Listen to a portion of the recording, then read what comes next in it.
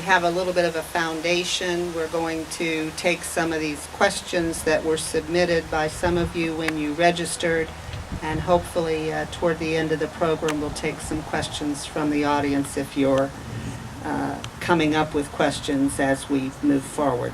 This is, of course, about the First Amendment. There's some cards floating around that have the actual words to the First Amendment on them. There are essentially 5 areas of freedoms: freedom of speech, freedom of the press, freedom to practice religion, freedom of assembly, which we're having here, and finally, freedom to petition the government for redress of grievances.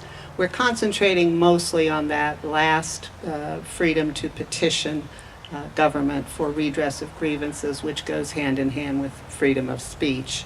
And that's where most of these questions are directed. So we're going to start with a question from the registrants.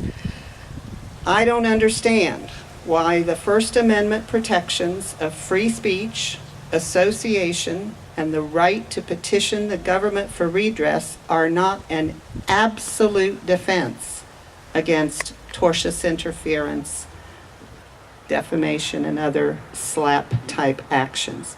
Can you explain why this is not the case? Martin, can we start with you on that question? I'll try that one. There is a respected body of thought that folks are immune when they petition government for their grievances. For example, in the 1960s, the Supreme Court decided 2 cases. One of them has the word nor in it, and one has the word Pennington in it.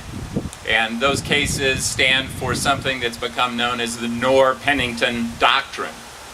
And essentially what was happening in those cases was railroad companies were going before the government seeking the passage of laws that would effectively ruin the trucking industry.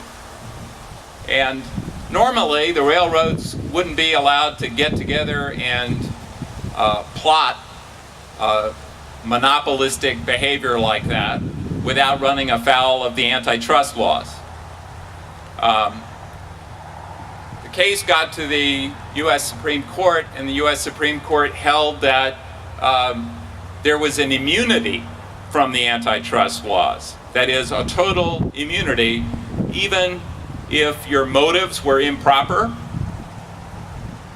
in trying to effect a legislative change. So that's an example where corporations have gotten the benefit of an immunity from antitrust law, and the doctrine's been expanded beyond antitrust law to include, from some courts, tortious interference. So, there is a respectable position that what Maggie did, she's immune from a tortious interference claim. It's not necessary for the Florida courts to find an absolute immunity for her to win her case. She's argued in the appellate court that Lake Point was required to prove actual malice, that is, that she told a knowing lie or acted in reckless disregard for the truth, and also that her sole motive was to cause injury to Lake Point. That is, not that her motive was to protect the environment, but that the jury was required to find that her sole motive was to cause injury. Now, there's lots of Florida precedents that those standards had to be met by Lake Point, and they weren't met in her case. So she doesn't need immunity to win, but there's a respectable argument out there that you should have immunity. If you go to your local county government meeting and you are opposed to something that they're trying to do and you state something that's false, you might do it unintentionally because speech just isn't that precise. You know, where is the line between truth and falsehood? That was kind of Richard's point. A lot of times it's hard to tell the difference between what's true and what's not true. It's kind of a scale, you know, that's relative. But even if you show up there and you say something that you know is false, I'm not so sure that you shouldn't have immunity. And I would defend that position on behalf of a client. Not everybody agrees with that, but I could defend it. Well, and the segue there to the next question, which we'll put in Richard Grosso's lap. How is it possible that speaking to an elected official about a governmental matter is illegal? How is that possible? If I go to a commission meeting and I speak out, can I be sued? Yes, you can be sued. You can never guarantee or insulate yourself from somebody who's going to use their economic or other advantage to try to intimidate you. The only way to completely guarantee that you will never have to deal with that is to shut up, sit down, stay home, and give up the rights you have as a United States citizen. Whether there's the great likelihood of that being a meritorious, correct lawsuit against you, the overwhelming likelihood is it is not going to be. I think that the point that there should be an absolute immunity is a very strong line of cases in this country. I think that the idea that you should not be able to express yourself based on disputed facts and science, to me, that's I would just want to come back to that, is that the best way to conduct yourself in public is to raise questions that are legitimately raised by any public policy issue that's before your government, to be able to say there seems to be science, there seems to be a written opinion, there seem to be reports that have suggested that this could be the facts about this. Have you thoroughly investigated that? To raise those public policy questions is crucial to democracy. The last point I'll make about this, and the two professors who I've represented in their friend of the court brief make a big point about this, that democracy assumes government for the people, by the people, of the people. It assumes that citizens are going to supplement the work of our paid professional staff and our elected and appointed officials by bringing to bear research, information that is out there. Because government can't just do it alone. We assume that those good people in the community are going to have information available to them that might be important to governmental processes. And that the fact that information, that science, that suggestion might bear out later to not be completely true or accurate, that shouldn't matter. The idea of democracy and government processes, they're supposed to be fully vetted and investigated when important public policy decisions are being made. And so that is why courts have so zealously defended people's right to bring information to government. And the idea that courts have said is that, so the courts often, there's no choice. Courts have to be the one who decides in an environmental permit challenge or a land use case or some other case, have no choice but to decide who's the winner of that litigation. We'll give more weight to your expert than yours, so you win. But what the courts have said is to then say the party who was on the losing end of that is also now to be punished financially because their expert had more weight and a judge or jury agreed with the others. That's where the courts have said that is wrong. That is crossing a line too far given the First Amendment and what we are as a country and a judicial system. And not only the courts, but the legislatures in many states, including the state of Florida, have adopted what are called anti-SLAPP statutes. How do anti-SLAPP statutes protect us, or do they protect us? And I'll ask Rick Ovalman to address that. I'll point out there were 2 cases just this past week in which anti-SLAPP statutes were cited to protect those who were speaking. One was the case of President Trump and Stormy Daniels, in which Stormy Daniels' case was dismissed under anti-SLAPP statutes because the president was determined to have a First Amendment right to say whatever he wanted to about Stormy Daniels. The second case was in the Miami Herald. 2 former prison correction guards had sued the Miami Herald for stories that were written about the death of an inmate at a correctional institute. The anti-SLAPP statute was applied there to dismiss that case. Rick, can you talk about the anti-SLAPP statute in Florida, and does it protect us? A SLAPP is a strategic lawsuit.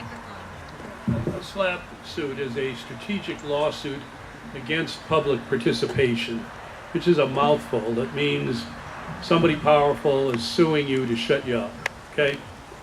Florida has enacted what's called an anti-SLAPP statute, which creates a cause of action that you can bring against, or you can bring it as a summary judgment, which I won't go into, but it's a way that you can sue back to stop the SLAPP suit, to stop it.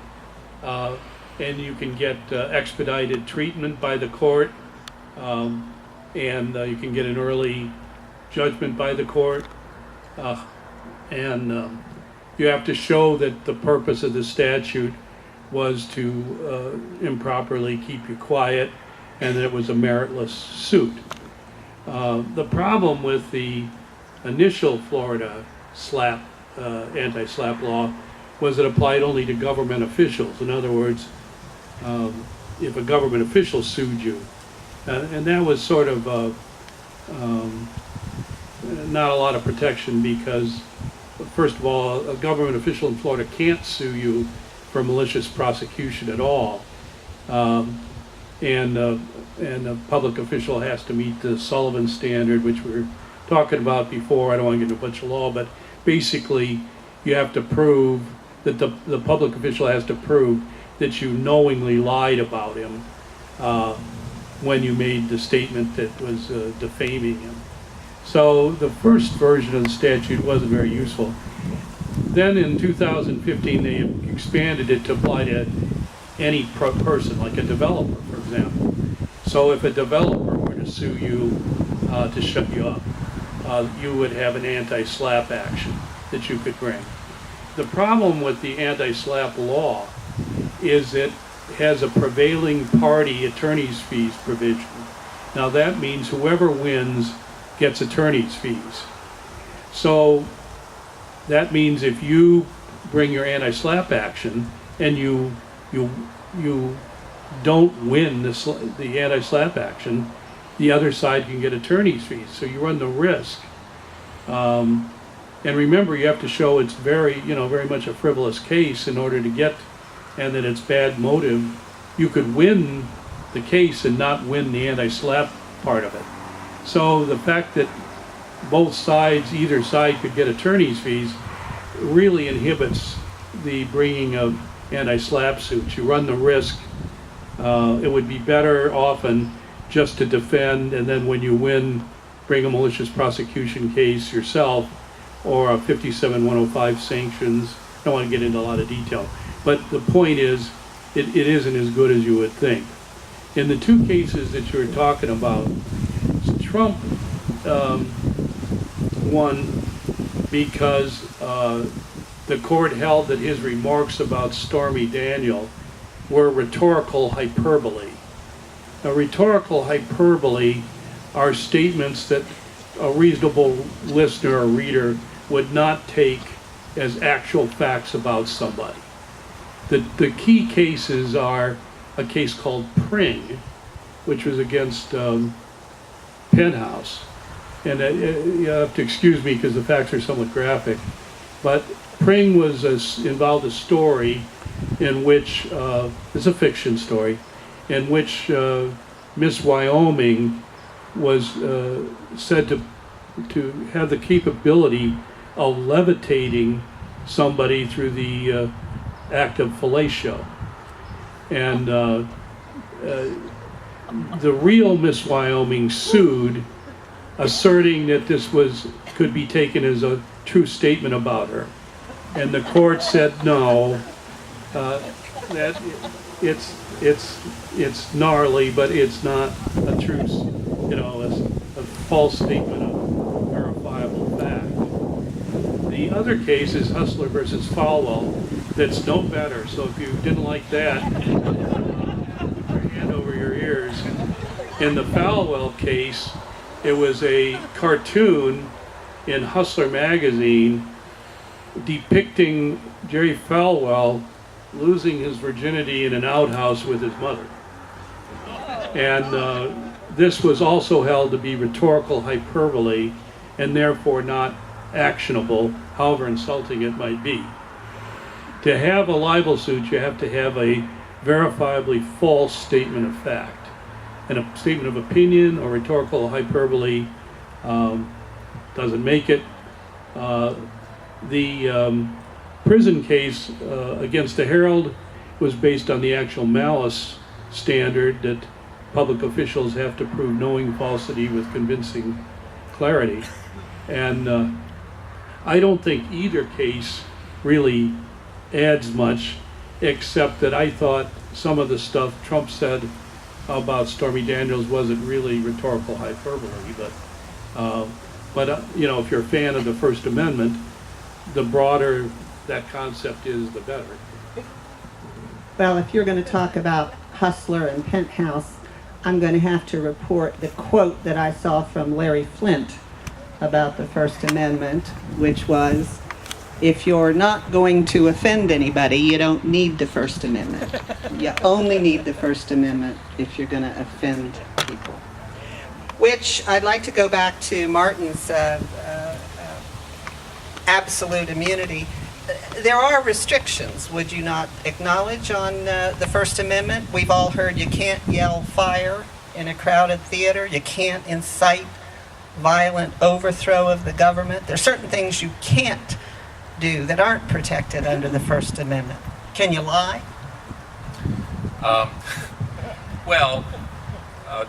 Can you lie? In the context of a defamation lawsuit, the answer is no. You can't lie. If someone can prove that you lied, in I think just about every state, including Florida, you would have a cause of action for defamation if what you lied about was something that would injure someone's reputation. Defamation is a good example of how the First Amendment is not absolute in many contexts, like, by the way, most of the other amendments. They're very seldom absolute. In the case of defamation, there has been a cause of action for defamation for many hundreds of years, and it goes back to feudal days in England. And the reason for the cause of action for defamation is that people would duel with each other, if otherwise get into fights, kill each other over defamatory statements. And it was believed that a person had an interest in their reputation, that this was important to people generally in society, and it ought to be protected. All of which is fair enough. So what you have in the United States is coming out of this common law tradition where there is a cause of action for defamation. And over the years, there were lots of rules that developed that I won't go into all of them, but it would be assumed, for example, that something was said or written maliciously. If it fell into certain categories, or if it was apparent on the face of the publication that it would defame someone, well then malice, for example, could be assumed. And what the U.S. Supreme Court did in 1964 was say that the First Amendment has something to do with this old familiar cause of action, defamation. And what it has to do with it is that if the plaintiff is a public official, and later that got expanded to include folks who are called public figures. They're not public officials, but they're well-known, or they're involved in the news about some particular public controversy. So what the Supreme Court has done is it said that in those cases, the standard of fault for proving the cause of action is not just whether somebody was negligent, failed to use ordinary care in making the statement.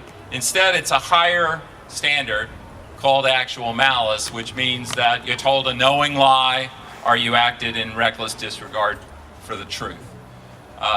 And because of that high standard, the Supreme Court didn't just adopt it for no reason. It adopted it for a very practical reason, and that is that the court concluded that it was necessary that the defendants, in the case of the Sullivan case, it was the New York Times, that they needed this higher standard as a practical matter, or they would soon be going out of business. If you're involved in robust debate about matters involving public concern, public officials, you need some breathing room to know that you can speak your mind without losing all your assets to a defamation lawsuit. So it's a very practical approach, and the result has been that where the actual malice test is applied, the plaintiff usually loses. If they can prove a knowing lie, getting back to Jenny's question, if they can prove a knowing lie, they can prevail. They can, this idea of reckless disregard is about having a high subjective state of awareness that what you're about to say is false. So you can imagine that's difficult to prove in court, and so the plaintiffs usually lose once you get them classified as a public official or a public figure. And in my experience as a litigator, it's absolutely necessary for newspapers, for the evening news, for private citizens who are speaking up about a development, local development. They need the protection of actual malice. Otherwise, they would be losing these cases in front of juries. Any other panelists want to jump in before I move on? I'm going to now ask you to address the second part of our program, which was ethics. This was titled Ethics and the First Amendment. Where does ethics come into play with respect to either exercising our rights under the First Amendment or prosecuting someone without First Amendment protection? What ethical obligations do we as citizens have in exercising our First Amendment rights? Richard?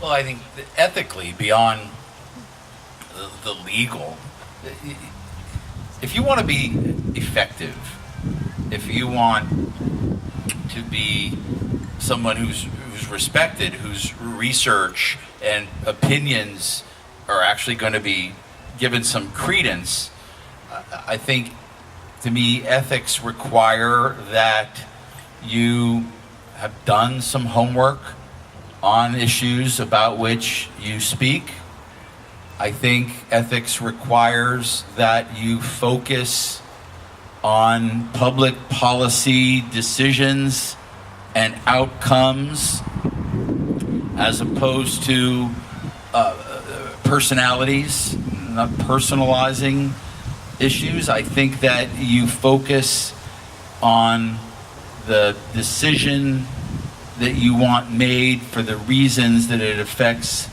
the public, and that you acknowledge that the kinds of things you are talking about, where this is true, are the subject of good faith debate, discussion, and uncertainty. I think that as someone who's practiced law, has worked with young lawyers, who's taught young law students, one of the biggest pieces of advice I always give is that most of the things in law are debatable. That's why there's two sides. It's why we've created an adversarial system that is premised upon the fact that two opposing parties or perspectives are going to fight like heck, and a judge or a jury is going to decide who won, and that strong advocacy means the best arguments are going to be brought to bear on both sides. So we understand there's two sides to every story. And if you know that, then you should also then always treat your opponents, your policy opponents, with respect. You should always remember, if you're 99% sure you're right, that 1% chance lingers. And it should cause you to act with civility and utmost respect in how you conduct yourself. And I think it is unethical to challenge the integrity and the motives of a citizen who stands up and tries to defend her community or the natural sources that upon which life depends. I think it is completely unethical for someone to use intimidation factors to do that. When I walk into a room, and this is the last thing I'll say and I'll shut up, when I walk into a room, be it a courtroom or a public or a small meeting room or a large public hall, and I've got someone on the other side of the issue who's got spit flying out of their mouths and there's veins popping and they're wagging their fingers at somebody, I think I'm gonna win. I think they do not have the goods. When I walk into a room and that policy opponent is calm and respectful and politely explaining why they understand our perspective, but here's why we're wrong, I think I'm probably gonna lose. She's got the goods to deliver, otherwise she wouldn't be acting so calm and cool and collected. And I think that has a lot to do with personal ethics as well as legal ethics. Mr. Ovalman, in Maggie's appeal, we noted that the judge in the case, in explaining his understanding of the First Amendment, said, "My understanding of the First Amendment is that your right to speak ends at the tip of my nose."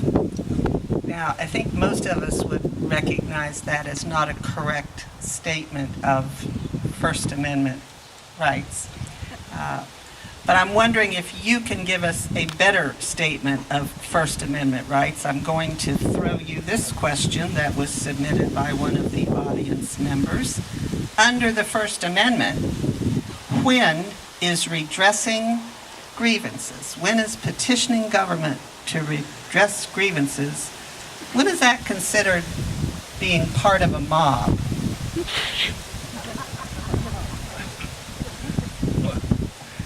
Well, there's a test under the First Amendment. It's called the clear and present danger test, or the incitement test. And the idea that, which incidentally is discussed also later in the concurrence by Justice Brandeis, is that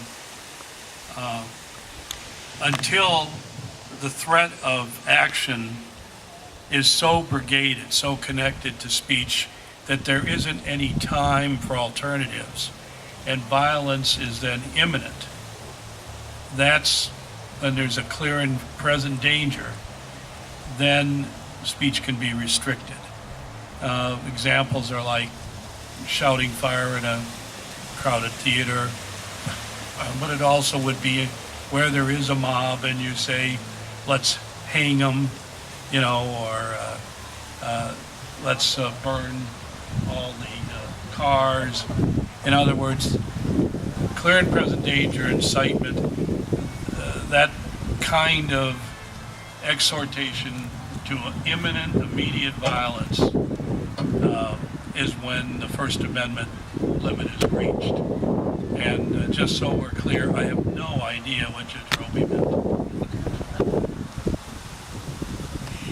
We're at a point now where if anybody in the audience has a question, I think it would be a good time to let us know. I don't know quite how to get to you. I'm a fairly loud speaker. I can talk pretty well. I can hear that. Thank you. My question, to the very point you just made, when a public official, let's say, says, "Go get him, I'll pay your legal bill," is that incitement? Well, it's disappointing. I think if it were a mob type charged situation where it was immediately likely it could violate the First Amendment, but I don't think. I watched that. It didn't strike me as. It struck me as something I would never hope to hear a president say. And, but I don't think it was. I don't think it crossed the line on the First Amendment. I think if the person was right there and there were thugs, or, well, let's not call them. Secret Service, and he got them to grab them for no good reason. Then you have a point, I think. Thank you. Bridget, Ann, well, let's start with Bridget, I guess. Can you yell? Or do you want to come up here and speak in the mic? No, I wonder, all these people that we see being arrested in the halls of Congress, what are they being charged with, and why don't they have a First Amendment right to seek less of their funds? The question was, why are the people who were recently arrested in the halls of Congress and outside the Capitol, what are they being charged with? I assume it's disorderly conduct, but does anybody on the panel know what would justify those arrests while people are... there's a couple things. First of all, under the First Amendment, there are things called time, place, and manner restrictions. So, for example, you can march, but you can't march in the Supreme Court. You can protest, but it probably has to be across the street. There may be certain hours of the day. In other words, time, place, and manner restrictions on how you exercise your rights are okay so long as they're content neutral and non-discriminatory. In other words, you can't let the NRA, demonstrate on the hall, the inside Congress. Of course, they don't have to. And then not let one of these groups Richard represents,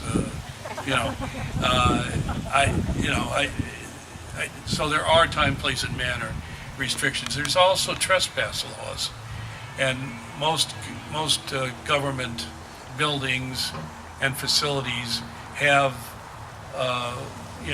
restrictions on when you're trespassing. Now, if they weren't really trespassing, then you would have to show disorderly conduct.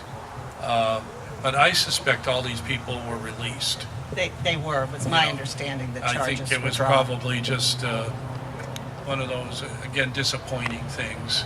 Just for show.